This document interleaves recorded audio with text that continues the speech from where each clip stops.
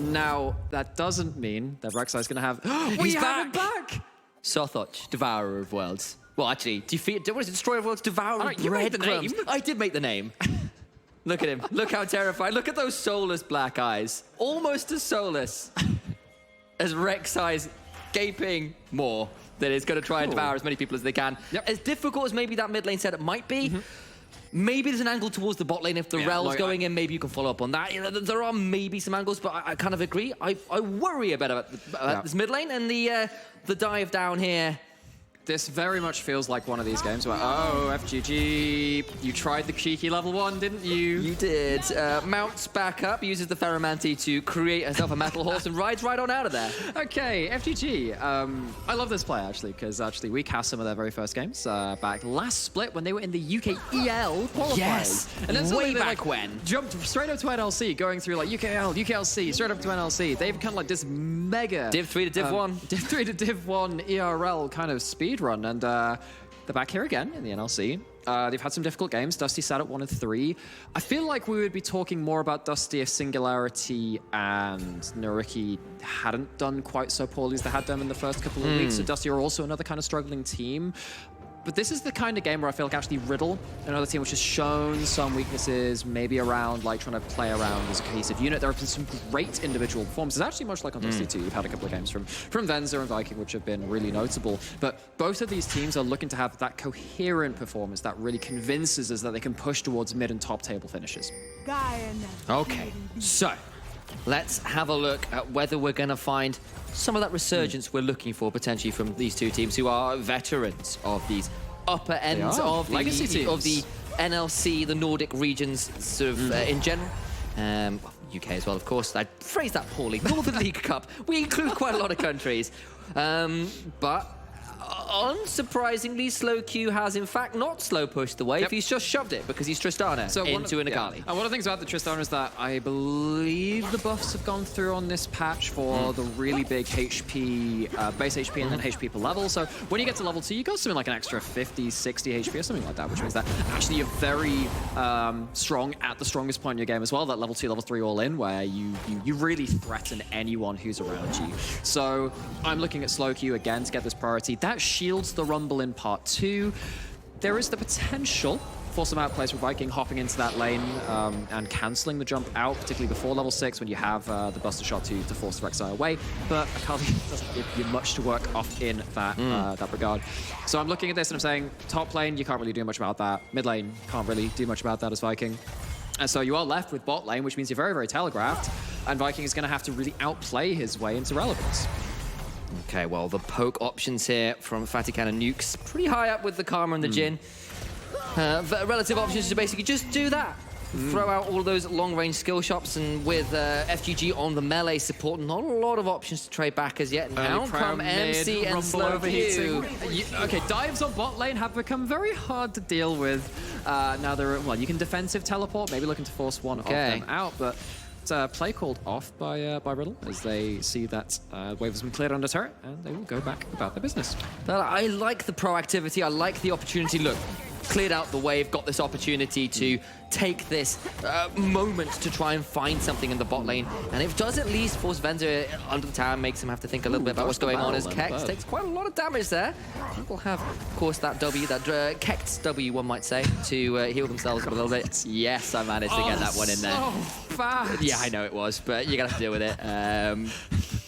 I can't believe I've never heard that. Have you not? No. You're welcome. Okay, Viking. first time for everything. Okay, right, Viking. You can get over that fat wall there, trying to get these unorthodox paths. Gonna go marauding. Here we go. Nukes has gone in with the crash. Down. Misses the Prey Seeker, though. It's going to be a knock-up. And Nukes goes straight down. Oh, and this is the one lane that this Rek'Sai could do anything in.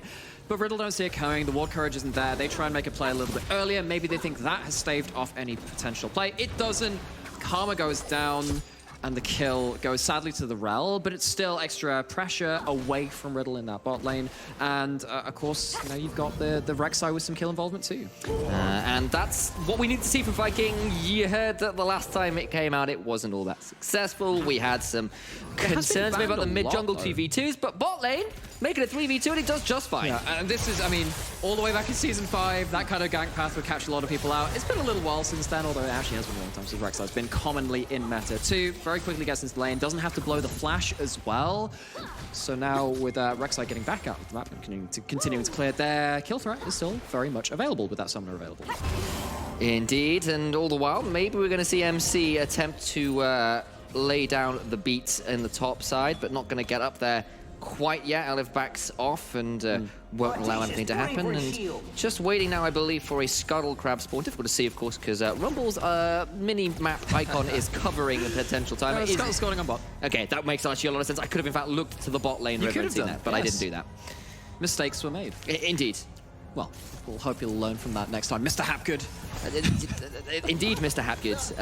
That doesn't really work when your last name is literally the same as mine, younger I'm brother. gonna try it anyway, just as these bot lanes are trying to find anything about each other. But the extra range advantage going pretty well for Riddle. Taking a lot of damage. That's a deadly flourish as well, but FGG doing the best to block as they can. Flash force. Flashes away to make sure the force shot can't come through.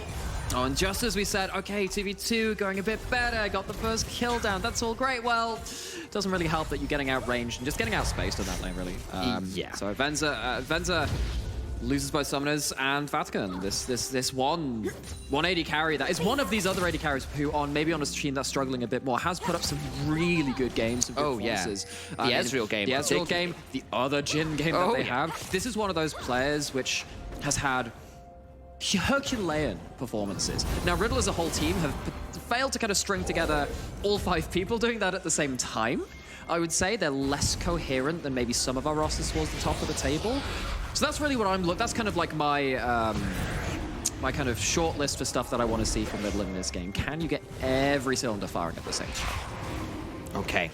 Well, they've got a few cylinders firing right now, and Viking is going to take this opportunity to smite away that first dragon, secures it, gets level 6 off it as well, and that is a nice little sneak away with both bot lanes reset, and something to be garnered there. And it is a modest gold lead to Dusty right now off that first blood, but little else to write home about, and kind of just waiting for MC now at level 6 as well to maybe start looking for some ganks with that equalizer in tow. So, and again, now you're into that Jinx without something like a Thresh, without something like a Karma or a Lulu to mitigate some of that red carpet, the one of Doom. That's going to be really important to track. Of course, there is potential to fire back from the other side. Both teams have that backline access ultimate. One's in the Ornult, one's in the Equalizer. But I'm really interested now in actually seeing how Kex can help set up for that Equalizer. Because that's the one thing I'm kind of sat there like, okay, besides the Jhin W landing, Gragas is the person that can really lay down the hurt so the Equalizer gets full value. Okay, so got to see whether that will play out. Namera's left that one on the table and what he'd like to see from it, but might get that chance as FGG and Nukes turn up towards the mid lane to try and help shove this out. But of course, slow Q plus Nukes on the Karma gonna probably earn that priority significantly easier considering the champions involved, and that herald is started by MC, and might be time to start seeing some of those level 6s come into fruition. Viking goes across the wall, tunnels over, and slow Q has got a rocket jump out there to avoid being ganked. So this is really dangerous when things do, kind of, you know, like in last game, we kind of use this terminology in terms of like, actually, is it just like a single direction that you're fighting from, or you're fighting on multiple flanks? If Viking manages to catch someone out on the side with a Dirk, with the ability to use that ultimate and just single someone out, that's really good value out of that backside, particularly if it's someone like MC as well, who needs to be managing their heat very well. If they're forced to play defensively and try and disengage, they lose a lot of value for their own team in this phase too. Okay, so opportunity cost as well here for the Rift Herald take by Dusty. Vatican did roam up, had to roam straight back down in mid lane, didn't get a lot done in that time. At least Slow Q got a plate and a half in the mid lane, but that's not the 2 plates that you kind of want to try and trade if you can, if you're not going to contest Rift Herald, and I feel that probably Dusty get the better edge of that one. And as much as Tristana is a strong early laning champion, it hasn't made its way into anything of a CS loop as well. Kex is under the turret, Nukes is there to support them, so dive shouldn't really be successful, nor is it attempted from Dusty. Again, we see this a lot today from NLC teams. Ooh, here we go. See the first equalizer. That's equalizer coming down, and Backlund has to immediately Shuriken flip out of danger, and does so, but that's equalizer down, and alongside the Buster shot, actually, just not enough damage. Yeah, that's 2 ultimates using... You know what I was kind of saying, actually? A lot of this game, this game day, actually, from the NLC we've seen, a lot of teams, like, just kind of poking at plays, but not really committing to them. Riddle have enough of that, and they just try to throw everything at the Akali, who has too much mobility, and they actually waste 2 ultimates for it. The question is whether Dusty can kind of use this lapse in very important ultimates from Riddle being down to actually achieve anything themselves. Because at this point, I'm looking at they're almost going to get to level 9 on the Rex side, has the ultimate again. They're really strong at this point. They do a lot more than the Rumble in that isolated matchup, but they haven't found a way to leverage it. Not yet. Turbo chem tanks are done for both the Gragas and the Akali, and we are starting to get towards another dragon in about a minute and a half, which might be a point of pressure as Backlund starts to trade back with Slowkey best they can, and she does quite a lot of damage there, that chem tank, making that trade a little bit more even. Particularly without the ultimate there from Tristana, you are feeling pretty bad about things, actually.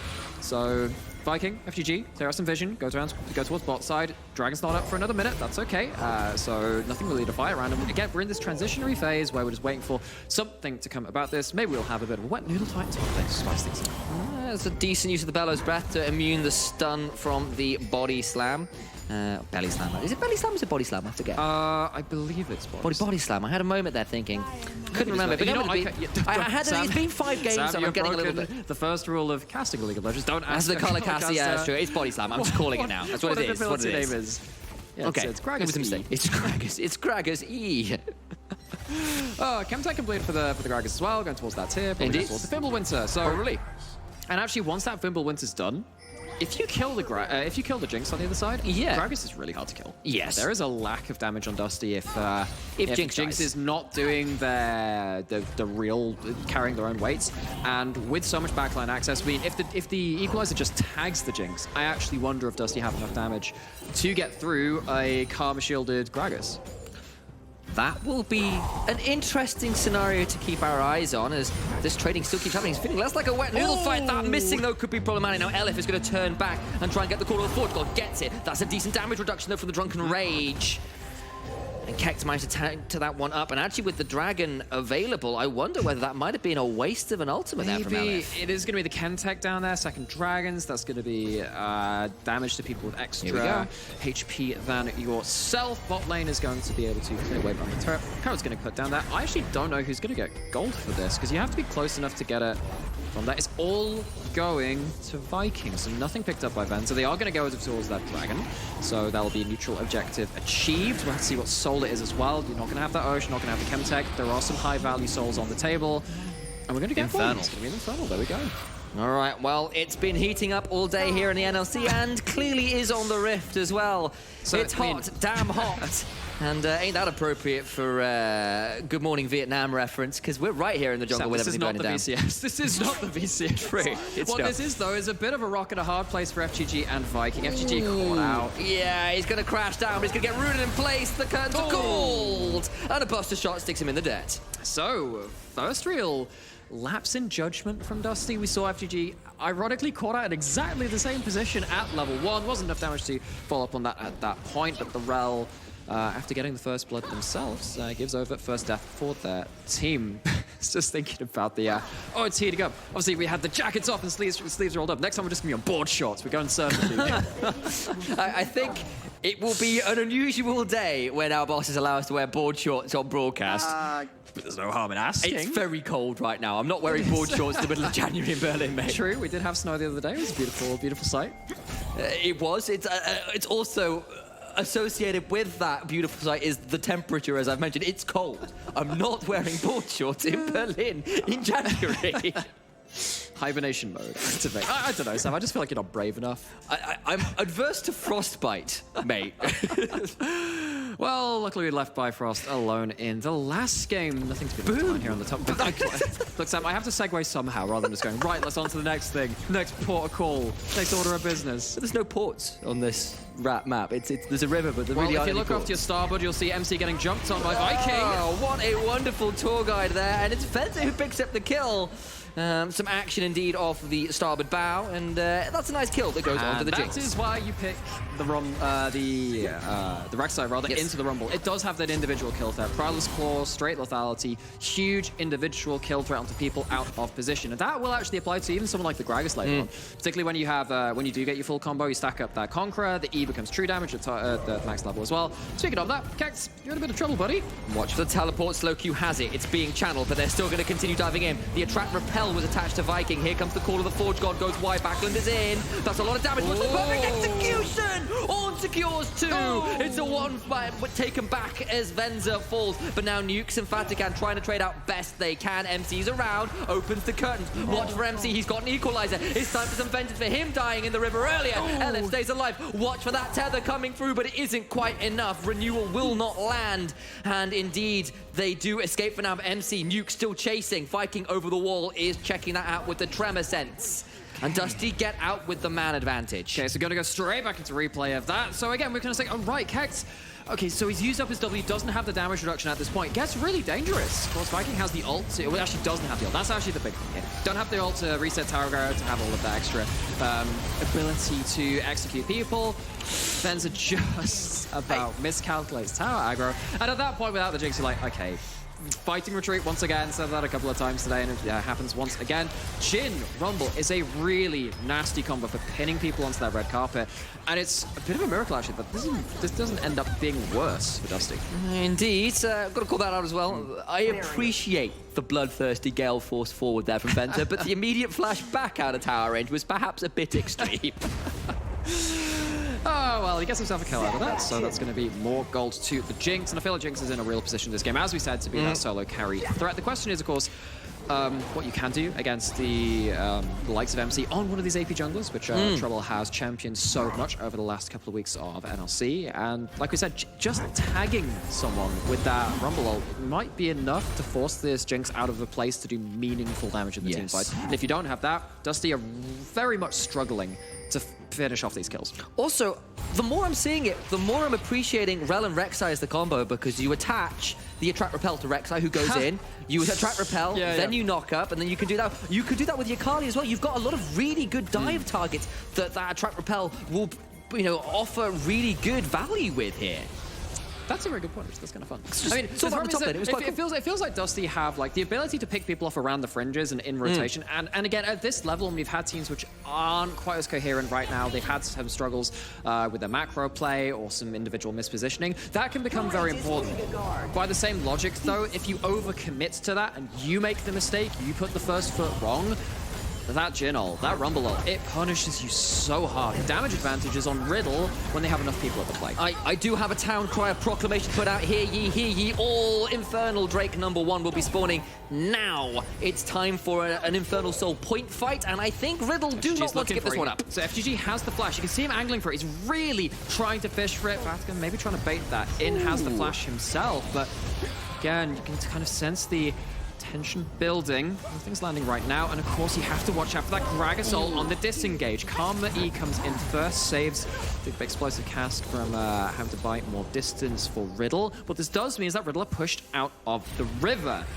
Okay, Act 2 of this dragon fight, go. Here we go again. Watch for the summoners, Rek'Sai, and of course Ornn don't have those available, but FGG does! It's the Magnet Storm. Fatican flashing out, does now start to think about turning around with that deadly flourish. Secures the Rel, who traded her life to go in. Now the curtains call Ellen in danger. On the other side, Backland and Viking have not managed to secure either of Kex or Slowq. And the engage just goes awry for Dusty. And they do go too deep. They do stay too long, and Riddle punish with their longer range follow-up and the damage which is left over. Actually, I thought that play started pretty well for Dusty, but they're going to lose the dragon for it, almost certainly. They're pulling it out of the pit, so there's no opportunistic steal coming through. Riddle find themselves a very important victory at this kind of point in the game where it feels like there is a lot of value on the picks like the Rek'Sai, on the picks like the Jinx starting to pop off with their ultimate too. Gonna go back to this because this was good communication by FGG and Backland to actually be like, okay, we've landed the Shuriken, let's both go in at the same time. And actually, they did get the Attract Repel. It's not the Rek'Sai, so they can't be flying in to do that. But Slowq gets out, doesn't get to do much damage in this team fight afterwards, but it's not like anyone from Dusty's doing huge damage either. Turnaround comes in.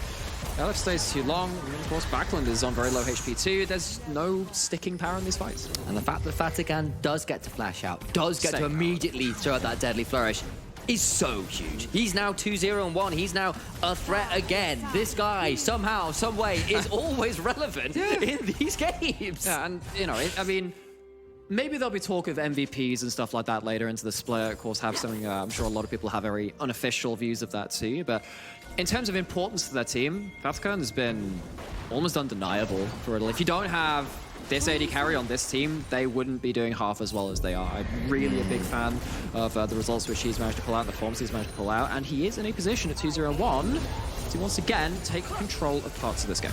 Okay, so we have got ourselves a Rift Herald summoned in mid, probably because it was about to time out. It's not exactly the most exciting position of that poor old Shelly. I think Shirley now is its second one. Shout out to Atlas for that one. The names are very important, and it does just die miserably in mid lane. So we've got, well, what was the duck called again? Skothox, Destroyer of Worlds, Devourer of Breadcrumbs. So we have that and then Shirley. Shirley, yeah. Okay, cool. Well, there is a real breadth of naming conventions among the occult creatures of the Rift, it seems.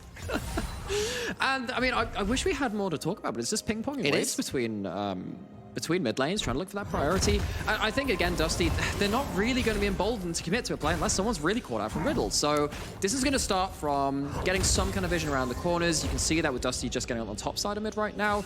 Watch out for there. If someone becomes just a little bit separated, that's where I'm seeing the first big plates start coming across. But then of what we've seen is actually, typically so far, Dusty have overdived to get them. That's been punished in turn. Okay, so checking over at things like summoners, pretty much everybody aside from FGG, who's down to the Hex Flash, has all their summoners available. Fatigan as well, also down both of his, so potentially still a target, but there's still a little while until this next Infernal Drake, which will be, I suspect, our next real breaking point, our point of conflict, and some of these towers now finally starting to fall. It's taken 21 minutes, but we finally had a tower falling. It's really funny that you mentioned like Good Morning Vietnam and stuff like that, because you know, I've watched a fair bit of ECS myself. Sure. We're talking about, there's nothing really to fight about. I'm so used to some regions. People going anyway. Nah, we're going now. And I feel like Riddle tried that very early into the game with their ultimates. And actually, technically, might be getting that right now. Yeah, got an option. There's still the perfect execution. There's the attract repel. He tries to flash out. It doesn't quite secure the kill, though. Oh. The Megadeth goes wide. But there is still the ultimate from Viking to secure that one. Gets along and gets out. Okay, there we go. Kill, tower, clean victory right now. But what is this going to lead to? Can Riddle once again punish the delay? They've caught FGG out with the equalizer. He's still got the crash down, gets over the equalizer, gets rooted in place by that deadly flush, but there's still a heal. So much damage! What's that fourth shot? Not quite enough! And they get away with it just about. My days, that was blinking close. And it does play out very much like a flowchart, like that spreadsheet. Dusty go for the initial play, they find someone split, they use their single target takedown to find something and try and open up the map, open it up to another attempt later on as well. If someone goes into a side lane, they don't even have a tower to protect them this time. The Riddle, every time the players come around, they have responded in a timely fashion. They have responded with their longer range, the ability to just orbital strike the backline and the retreating members of Dusty, and this time it barely does not work out. Okay, so they get the kill, they get out, but it got a little bit close. I think that's fair to say, and this Jhin continuing to be a bit of a menace here in these extended counter engages. It's a bit of a problem. It is indeed. Because as much as you're getting the Gragas at this point after using however many ultimates and whatever, that leaves precious little to take down Fatigan at the end of it. Indeed it does, and you can see second items now in for both AD carries. All Dominic's regards for Jhin. It's the Phantom Dancer for Tristana. Fimbulwinter is complete for Gragas. Akali, though, has got the 2 items complete. That's a demonic embrace that's come through. It's a big spike. An interesting choice from Viking, who's gone towards the edge of Night second to ensure that that engage isn't going to be denied. Well, what it does do is mean that you can't just open up with the Buster Shot from someone like Tristana. This means, to me, actually, you've opened up a great angle onto Slowq, because you can't just press R and jump away. That leaves you at a point where actually Rek'Sai can be going to both side lanes and both side lanes. That is also a visual bug, I'm assuming, is on the Spectator as well. That is not an upgraded Demonic Embrace. That is no such thing. That is a turbocharged experiment, and they might be about to test this one out right here. Slowq managed to rocket jump away. And that'll be the ult down from Elif, who tried to find something there. Didn't really get too much. MC has now lost the flash, though. Still a lot of This is ultimates really, available. again, this is the go button for Riddle now. You have one of these very precious tools away from Dusty. Do you have a way to start turning around the damage? Kex walking up, taking a bit of damage, but Ilith, again, can't punish with the Call of the Forge God. Now you're waiting on a miracle play from FGG, and they don't have Flash. But Kex is also down that ultimate. There is no explosive barrel there to get through. The body slam misses, and that means a lot of damage from Backlund comes through. That's not the best equalizer ever either, and that means Gragas is dead. NC is dead. The perfect execution goes forward as well.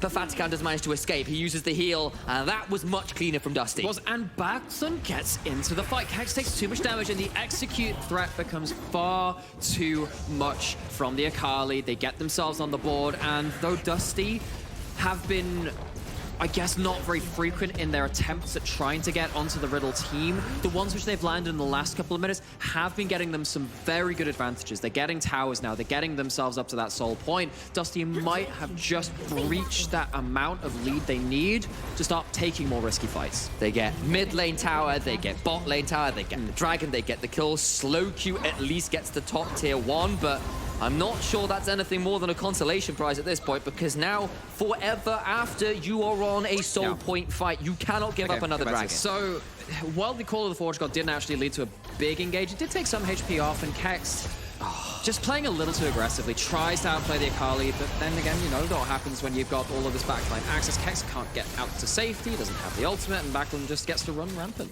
And it's got to be said, that equalizer didn't really equalize much but some grass, really. There was a bush and not much else hit there. Wow, I mean, turns out MC is just completely against global conservation. Just burn the forest! Loving the smell of napalm in the morning, apparently. He's actually, you know, we talked about various Lord of the Rings things. Is he actually just trying to do the Uruk-hai thing? Yes. Burn down Fangorn? Yes. Well, next time when it's a 6v4, because there's Uruk-hai involved, you'll know why. Who are you calling an Uruk-hai, mate? That's probably quite insulting. Whoever else turns up to the fight. Is MC Sauron? Is this like Mecha Lord of the Rings? Is that what he is? All I'm saying is that a forest is now gone because of an equalizer. If a 6th person turns up on Riddle, you know where it came from. Never. You know, I'm going to leave that one where it is, and I'm going to move it. It's been a long day. On. To the point where the Baron has now spawned. It's 26 minutes into the game, nearly 27, and that is only really 1,000 gold lead that separates these two teams. It's still a close game. The issue is more the fact that that is the Infernal Soul that's still that's going to be coming up pretty soon. That is also bluntly all items that are coming through. And this Kali, these dive comps, I'm not sure if this Gragas doesn't disengage appropriately, it could get real scary. What you can see, though, is that the gold is actually fairly even across the board. It's increases in each of the roles, but not enough to really break things out like, oh, gosh, we've got to deal with a 3-item jinx this early into the game, blah, blah, blah. Yeah. But I have to say, after that last fight, you know, I was like, oh, maybe they finally crested this one advantage they need to carry over into this game and stuff. And yeah, it's actually not that huge. The Ornn items are probably more impactful than the gold at this point. Oh, yeah, completely agree. See which ones are going to be upgraded first, because, of course, there was a bit of a visual coming on. The Suma's going to come in to... Welcome back to Season 6. Yep, that's some good old Frostfire, Sunfire antics right there. This is it. This is the riveting action we're here for. But look who is actually coming down. Viking is coming marauding down to the bot lane. It's Linda's Farn all over again, and Kex needs to find their way out of here. The Void Assault comes through, flash away, will get taken out by the Praise Seeker, and the top laner is down for the count. And that is really what Rek'Sai does bring you, just the ability to just single out one target. If they're out of position, they die. Seen it a couple of times this game, and it hasn't had to happen that often, actually, luckily for Dusty. If they needed to do it on cooldown to really have a stand a chance of fighting, then maybe they would have had a bit more trouble in this team comp. However, Vikings managed to find some impactful picks, finds another one there, which just allows... Well, I mean, actually, it doesn't lead to that much. That's the whole thing. It's just a pick. It gets rid of the flash. It's just a pick. It's a little bit more gold, but it is a feel-good moment. It is, and what it also means is that flash will not be up for the Infernal Drake. Yeah, and it's not like Viking had to play that either. Just use the Prowler's Claw active. They go back, and they just kind of go about their way again. Indeed they do, and that is the kind of thing which might be impactful considering how key this fight coming up will be. And I'm looking in, and I'm curious to see whether Fatikan can complete the Infinity Edge. So that will be a really big slow ticket. Q is finished, the Lord Dom's on top of the Phantom Dancer as well. So this is 280 carries now, which if they do get a spot to free fire, you're going to have some troubles at that point. Now, Akali is also very strong on the other side. If you get any kind of extra tack-on damage from a Rek'Sai or the Rel or the Ornn onto those 80 carries, Backlund probably solos them out himself. That's going to have to be something which is really, really important to watch. Oh boy, I was about to say, slow About Q, that, catching Rocky people jumps a little early, there's a Prowler's Claw, there's a knock-up, there's a track repel, and shut down. Slow Q is dead. It's still going to be dead by the time the dragon comes up. LF is going to be tanked up, but he's so tanky at this point. They're going to get the call before he's got the turnarounds coming through. So much damage, so many knockups, and this call is going to come straight out of the Who. You can see this album going straight to #1. MC's down as well. That's everybody on the side of Riddle just gone. Just out of nowhere, Dusty exploded into this game. It's an overpick onto Elif. The Orn survives, gets knockup after knockup, gets the searing charge, every Brittle Pock you could ever want. And that's 5 kills. That's a Baron going down. Dusty, I think they've just broken open this game finally. It's gorgeous stuff. Let's look at this again, because I thought Elif, they thought he was going to be dead here, right? They thought they were going to catch him. He just takes so much damage. You do have the Jhin here, but Jhin is not the best tank killer. Does have a Lord Doms, but it's not enough at this point. They blow a flash out of the Orn, but it's not even close at that point. Then the follow comes through. Jinx has got the resets. You use an equalizer a little too late. It's a party carpet at that point, and it's one which is being held for Dusty. Yeah, the red carpet was laid down, and Akali went, "Thank you." That's great. That's exactly what I needed. My reputation precedes me. Indeed, and there was no way to disengage that Akali at that point. Went flying straight onto Fnatic and went flying onto MC. They get the kill. They get the Infernal Soul as well. And Dusty now are about as strong as they're going to get in this game. Yeah, you've got a Shadow Flame onto Backland. You've got 2 AP items down. Yes, that's an ult onto Venza, but he's not taking enough damage. Venza's just dead. He's down for the count. He's losing every rap battle he enters. FGG gets another engage. That is another Magnet Storm, and with the Gale Force upgraded to the Typhoon as well by Orn, you can hear the Met Office calling from here. This is a Category 5 disaster for Riddle. Oh, and it's a bit of a Magnet Storm and a teacup, and it's one which is half empty for Riddle. They don't have to, well, they're not going to be optimists at the end of this one. Kex has to watch the Rek'Sai slowly but surely head towards him. Venza! Ooh, that's a lot of damage, but there's the Buster Shot coming through, but the Ignite is on. Stopwatch comes out, Slow Q will survive, the thumbs up comes through. This is fine, he says, as literally his base burns down around him, and he's on fire as well. He'll time it out, but the structures are falling, and Dusty will come along to tie up the score with Riddle. 2-3 each of them. And they'll be joining themselves, but I have to see what happens in this 2. Can they finish it? Nexus is bare. Still just about here, Slow Q's diving in, and maybe I've spoken a little too soon, but maybe not, as it's a double kill onto Backland at the back end of the game. And it's going to be Fatikan onto that base, trying his damnedest to stay alive on the fountain. One final kill goes over to Venza, and Dusty secure it after a brilliant